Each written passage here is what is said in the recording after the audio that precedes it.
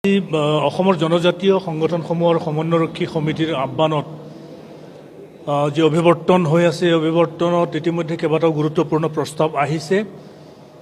আটাইতকৈ গুৰুত্বপূৰ্ণ প্ৰস্তাৱটো হ'ল যে CC2R নেতৃত্বত এটা নতুন সংগঠনৰ জন্ম লাভ কৰিছে আজি। সংগঠনটো হৈছে tribal political action committee. Tribal political action committee of Assam নামৰ এটা নতুন সংগঠন, এটা ৰাজনৈতিক সংগঠনৰ জন্ম হৈছে আজি। তো এই সংগঠনে অসমৰ জনজাতীয় সংগ্ৰামৰ পৰা জন্ম লাভ কৰা যিবোৰ ক্ষুদ্ৰ ক্ষুদ্ৰ ৰাজনৈতিক শক্তি আছে, ৰাজনৈতিক দল আছে, ৰিজিয়নেলেই হওক বা ছেমি ৰিজিয়নেল যিবিলাক পলিটিকেল ফৰাম আছে, এই ফৰামবিলাকক একত্ৰিত কৰি বহল ভিত্তিত অসমৰ জনজাতিসকলৰ বিভিন্ন আশা আকাংক্ষা পূৰণৰ কাৰণে, প্ৰকৃত গণতন্ত্ৰৰ কাৰণে আৰু সাংবিধানিক অধিকাৰ সুৰক্ষাৰ অৰ্থে এটা বহল ভিত্তিক ৰাজনৈতিক ফৰামৰ ফালে আগবাঢ়িব। আজি অসমৰ জনজাতিসকলৰ বিভিন্ন সমস্যা এই সম্পৰ্কে আজি আলোচনা হৈছে।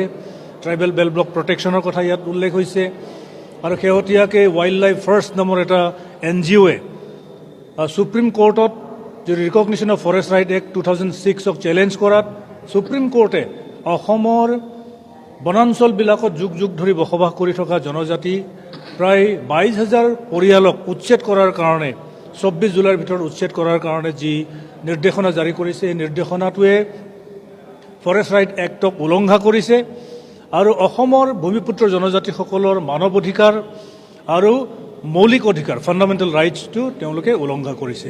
গতিকে আজিৰ অভিৱৰ্তনে উভয় চৰকাৰক এই সুপ্ৰিম কোৰ্টৰ ৰায় উঠাই ল'বৰ কাৰণে যাৱতীয় কাৰ্যব্যৱস্থা গ্ৰহণ কৰিবলৈ আমি দাবী জনাইছোঁ।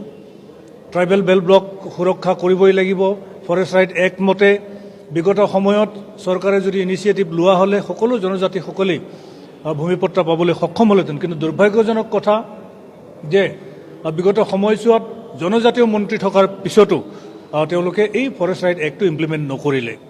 তো আজি এনেকুৱা এটা অৱস্থা পাইছে যে প্ৰতিটো ক্ষেত্ৰতে জনজাতিসকল আজি এক্সপ্লইটেড হৈছে, ডিপ্ৰাইভড হৈছে আৰু এইটো এটা ডিছক্ৰিমিনেশ্যন, এটা ৰেচিয়েল ডিছক্ৰিমিনেশ্যন হৈছে ট্ৰাইবেলসকলৰ প্ৰতি।